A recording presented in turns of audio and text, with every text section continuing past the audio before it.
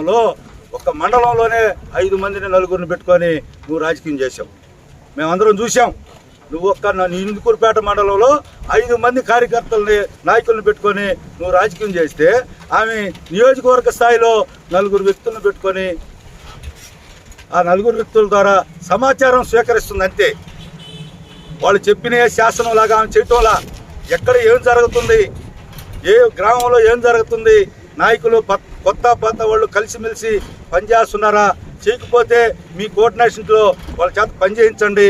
వాళ్ళకి ఏదైనా ఇబ్బంది అయితే నా దగ్గరికి తీసుకురండి, ఇద్దరిని కూర్చోబెట్టి మాట్లాడి వాళ్ళకి ఏదో చేయాల్సిన ఇబ్బంది లేకుండా చేస్తామనే చెప్తున్నారు. కానీ మీ మాదిరిగా కలెక్షన్ల కోసం ఒకరికి తెలియకుండా ఒకరికి 4గురిని, ఒకరిని కాదు మండలానికి 4గురిని పెట్టుకొని మీరు కలెక్షన్లు ఏ విధంగా దండారో, ఇక్కడ కూర్చో ఉండే లేఅవుట్కి ఎంత డబ్బులు వచ్చినాయో, ఈ లేఅవుట్ మీద మీరు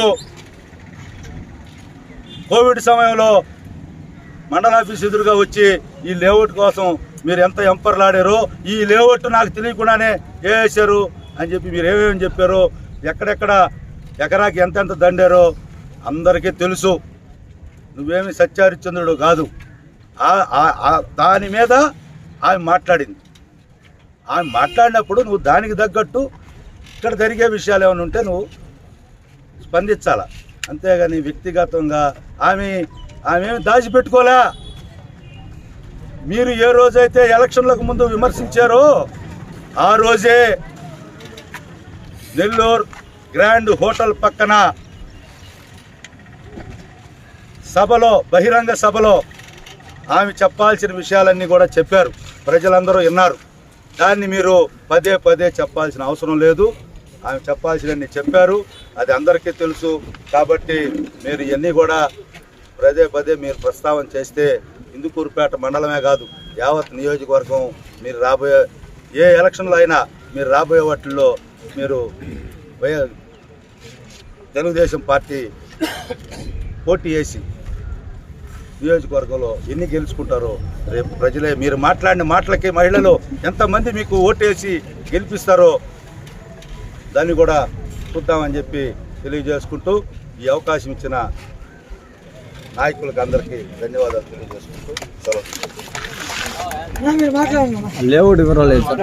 శాసనసభ్యులు నల్లపరెడ్డి ప్రసన్న కుమార్ రెడ్డి గారు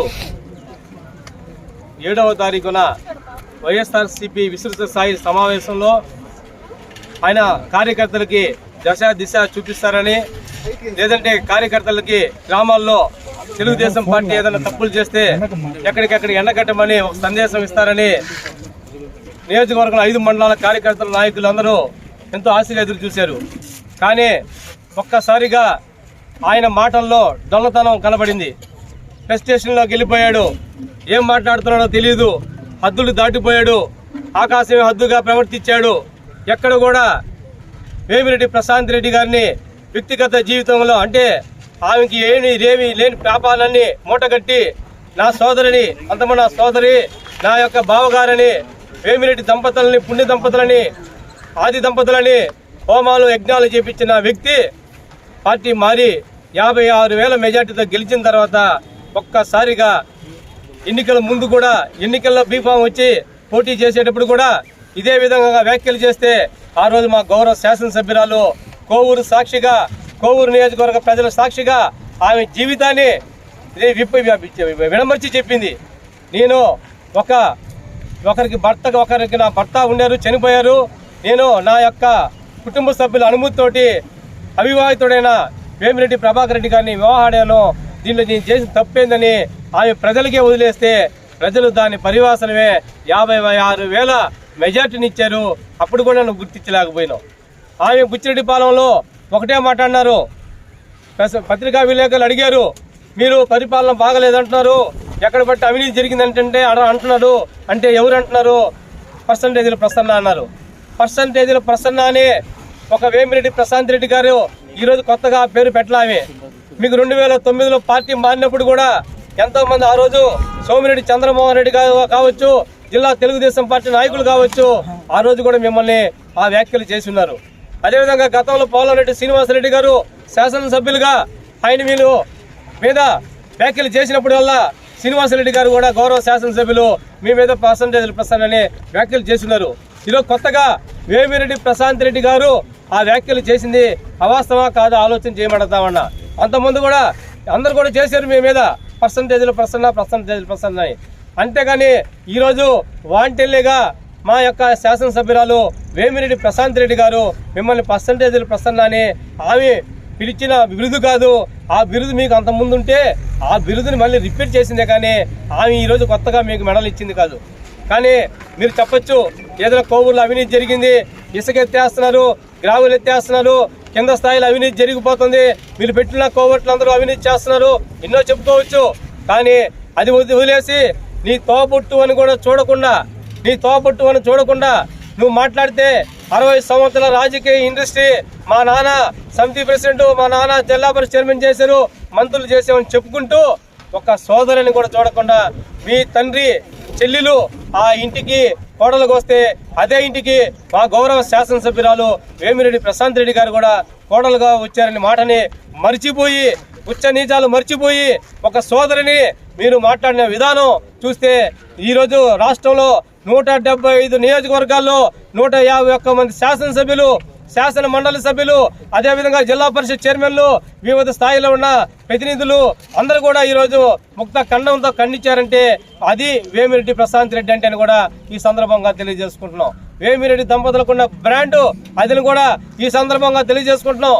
ఈరోజు జగన్మోహన్ రెడ్డి గారు కూడా మీరు ఏదో ఫోన్లో మమ్మల్ని విచారించారని చెప్పుకున్నారే కానీ ఈరోజు కూడా జగన్మోహన్ రెడ్డి గారు కూడా పబ్లిక్ గా పత్రికా ప్రకటనలో ఎక్కడ కూడా వేమిరెడ్డి ప్రశాంత్ రెడ్డి మీద అతను మాట్లాడింది కరెక్ట్, అతను మీద ఇంటి మీద దాడి చేసిన విషయం ఈ రోజు కూడా ఖండించలేదు మీ రాష్ట్ర అధ్యక్షుడు అంటే ఆలోచన చేసుకో ప్రసన్న కుమార్ రెడ్డి, నువ్వు చేసిన తప్పు అని కూడా మీ అధ్యక్షుడు కూడా గ్రహించున్నాడని కూడా ఈ సందర్భంగా చెప్పక మానదు.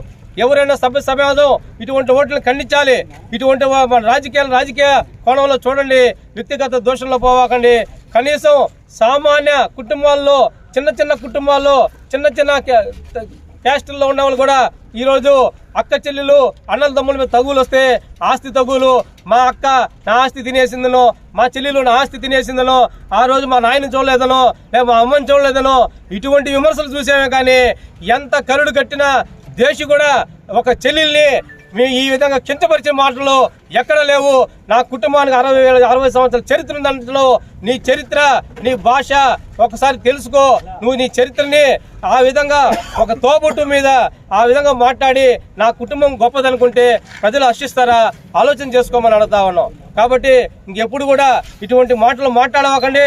ఇటువంటి మాటలు మాట్లాడినప్పుడు మీ యొక్క గ్రాఫ్ పడిపోతే కానీ పెరగదని కూడా తెలియజేసుకుంటూ, ముఖ్యంగా మొన్న మిమ్మల్ని విచారించడానికి అన్ని నియోజకవర్గాల నుంచి ఇతర జిల్లా పార్టీ కార్యకర్తల నాయకత్వాలు వచ్చాయి. ఎక్కడ కూడా వాళ్ళు ఒకటే అంటున్నారు, డిప్రిమెంటేషన్ యాక్ట్ వేసుకోండి, పరువు నష్ట దావా వేయండి, కేసులు పెట్టండి, ప్రసన్న కుమార్ రెడ్డి దోషాన్ని నిలబెట్టండి, అవకాశం మీకుంది, కానీ మీరు ఎందుకు దాడి చేశారు అని అన్నారే కానీ అక్కడ అర్థం పరమార్థం గ్రహించలేకుండా నువ్వు నీతో వచ్చిన వాళ్ళు కూడా నువ్వు తప్పు చేసావు, నీ మీద కేసులు పెడితే నువ్వు బోన్లు ఎక్కుతావు, నీకు జైలు శిక్ష పడుతుందని చెప్తున్నారు. పక్కన నీ కాడ విచారింపుకు వచ్చిన వాళ్ళు ప్రతి ఒక్కరు కూడా అదే మాట చెప్పారు. దాన్ని బట్టి వాళ్ళు చెప్తానే ఉన్నారు, నువ్వు ప్రసన్న కుమార్ రెడ్డి తప్పు చేశాడు, తప్పుడు పదాలు వాడాడు, తప్పుడు వ్యక్తి, కాబట్టి శిక్షించేదానికి అవకాశాలు ఉన్నాయి.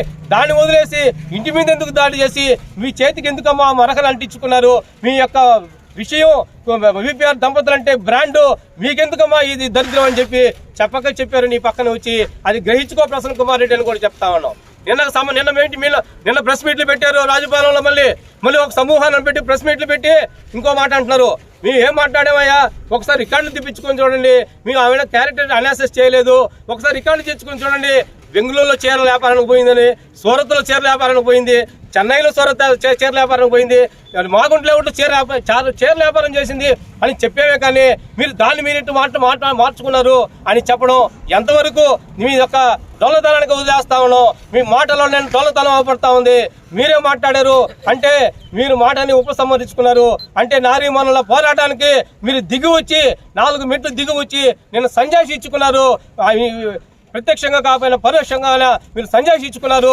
ఈ యొక్క కోవూరు నియోజకవర్గానికి, రాష్ట్ర ప్రజానీకానికి కనుక ఈ సందర్భంగా తెలియజేసుకుంటూ, మీరు గతంలోనే మీ యొక్క వైఎస్ఆర్ కాంగ్రెస్ పార్టీ నాయకత్వాలు సాక్షాత్ రామారావు కుమార్తె నారా చంద్రబాబు నాయుడు ముఖ్యమంత్రి గారి సతీమణిని మీరు అసెంబ్లీ సాక్షిగానే దూషించిన మనస్తత్వాలు గల మీరు ఈ యొక్క మహిళలకి మీరు ఇచ్చే గౌరవాలు అంతా ఇచ్చి కాబట్టి మహిళా మనులందరూ ఈ ముక్త ఖండంగా ఖండించారు. ఇటువంటి పదాలు మానుకోండి, రాజకీయాలను హుందాగా వచ్చేది చేయండి. భావితరాలకి రాజకీయాలు చేయాలంటే వాళ్ళకి ఒక కొత్త ఉత్సాహం వచ్చేది చేయండి.